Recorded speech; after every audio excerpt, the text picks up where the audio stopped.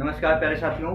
तो आइए जुड़ जाइए, आपका भाई आपका दोस्त आप सभी लोगों के सामने सायंकाल की बेला पर मुखातिब होने आ चुका है। प्यारे साथियों, आज हम पढ़ेंगे कबीर दास के जीवन परिचय के बारे में और उनसे संबंधित जो उनकी रचनाएं थी। तो सबसे पहले मैं बता देना चाहता हूँ, आज मुझे बहुत खुशी हो रही है। किसी हमारे विद्वान साथी ने मेरे संज्ञा सर्वनाम वाले किसी वीडियो में लिखा कि सर मैं रियल बताऊँ, मैंने हिंदी तो बहुत पढ़ा, पर जो भी टॉपिक मैंने पढ़ा संज्ञा को या सर्वनाम कुछ ऐसे लिखे हैं उन्होंने कि सर मैं रियल बताऊं कि वास्तव में पूरे कंसेप्ट क्लियर हो जाते हैं। हाँ, उन्होंने कहा कि सर एक बार छंद के ऊपर पार्ट डाल दीजिए, और मैं रियल बता दूं छंद के थोड़े से पार्ट हमारे छूटे थे, और वो भी आपका भाई आपका दोस्त जल्द ही उपस्थित लेके होगा सामने, आपके वो चीज़ें लेकर जल्द ही आएगा। और याद रखना, जेन्युइन चीज़ों को पढ़ना है, जो चीज़ें वास्तव में इंपॉर्टेंट होती हैं, कैसे वो चीज़ें एग्जाम में आती हैं। आपको पूरा विस्तार, या हम कहते हैं जो चीज़ें नहीं आने वाली एग्जाम में, वो भी आप पढ़ते चले जा रहे हो। याद रखना, आज का जो युग है, दौर तरीका है, जमाना जो चल रहा प्यारे साथियों, ज़्यादा बल लगाने की आवश्यकता नहीं है, स्मार्ट बनने की आवश्यकता है। क्या चीज़ें पढ़ना, क्या छोड़ना, उस बिंदु पर हम आपसी वार्तालाप एक वीडियो में किए भी। याद रखना, बहुत खुशी हो रही प्यारे साथियों। ऐसे ही आप सभी लोगों का प्यार भरा सहयोग यदि मिलेगा तो याद रखना, हम ऐसे ऐसे बिंदु लेकर आएंगे, तहलका मचाओगे, मेरी गारंटी है। लेकिन मैं अभी भी कह दे रहा हूं प्यारे साथियों, जो बिंदु पढ़ चुके हैं, यदि आप चैनल को सब्सक्राइब किए होंगे तो जान पा रहे होंगे, संधि, समास, संज्ञा, सर्वनाम, विशेषण, क्रिया, अव्यय, हम कहते हैं रस के रस पढ़ गए हैं, अलंकार पूरा टॉपिक पढ़ गया, कोई अलंकार नहीं छूटा है। जब तक जो बिंदु पढ़ गए हो पढ़ डालो, क्लियर हो जाएंगे कंसेप्ट। अलंकार तो मैंने इतना विधिवत बता दिया है, उससे बाहर जाने भी नहीं, हर बिंदु कंसेप्ट वाइज है। तो आइए प्यारे साथियों, ज्यादा आपसी वार्तालाप ना कर अपने बिंदु पर आपसी वार्तालाप करते हैं।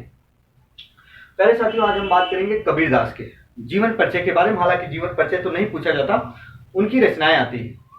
आइए जब देखते हैं, इनका जो जन्म हुआ था दोस्तों 1398 ईस्वी में हुआ था, और वो भी कहाँ, वाराणसी के लहर तारा नामक स्थान पर हुआ था। कहाँ, वाराणसी के लहर तारा नामक स्थान पर हुआ था। और हम कह सकते हैं इनका जो पालन पोषण हुआ था प्यारे साथियों, एक जुलाहा दंपत्ति, एक जुलाहा परिवार के जो थे जिन्होंने लालन पालन पोषण इनका किया था, वो थी नीरू और नीमा ने किया था। जुलाहा दंपत्ति के नीरू और नीमा ने किया था प्यारे साथियों इनका पालन पोषण। जी हाँ, हम कह देते हैं इनकी जो पत्नी थी, उनकी पत्नी का नाम लोई था, और इनके गुरु थे रामानंद। और इनकी मृत्यु कहाँ हुई थी प्यारे साथियों, मगहर में। और मगहर कहाँ पड़ता है, बस्ती के निकट पड़ता है। और 1518 ईस्वी में इनकी मृत्यु हो जाती है, स्वर्ग प्राप्त हो जाते हैं। प्यारे साथियों, भाषा शैली इनकी बहुत इंपॉर्टेंट, ये इनकी भाषा शैली सधुकड़ी एवं पंचमेल खिचड़ी थी। ऐसा कहा जाता है बहुत सी हिंदी भाषाओं का सम्मिलित रूप था।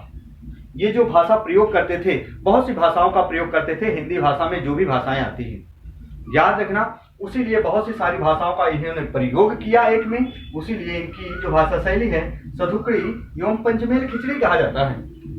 आइए जरा देखते हैं अगला, ये भक्ति काल के कवि माने जाते हैं। जी हाँ, ये भक्ति काल के कवि माने जाते हैं, और इनकी रचना जो है इंपॉर्टेंट ये बिंदु है प्यारे साथियों।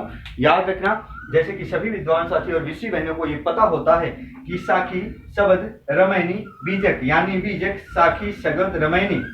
जी हाँ, फिर से एक बार मैं दोहरान कर रहा हूँ, साखी, शब्द, रमैनी और बीजक, इनकी तो रचना है ही, पर उनके साथ साथ ये भी इनकी रचना है। आप इनको भूल जाते हो, बहुत याद रखना इंपॉर्टेंट है। यदि ये ना दे एग्जाम में, ये दे दे ग्रंथावली, अनुराग सागर और रचनावली भी इनकी रचनाएं हैं। तो एक बार इसका स्क्रीनशॉट लो प्यारे साथियों।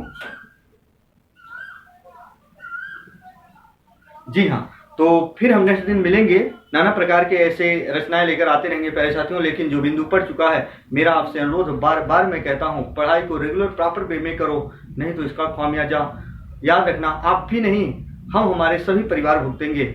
याद रखना, पढ़ाई रेगुलर वे में करना, प्रॉपर करना, और जो चीजें आपकी समझ में ना आए, आपका भाई आपका दोस्त सदैव मुखातिब होता है बताने के लिए। आप कमेंट बॉक्स में अपने अपने मतों को प्रस्तुत कर सकते हो प्यारे साथियों। तब तक के लिए जय हिंद, जय भारत।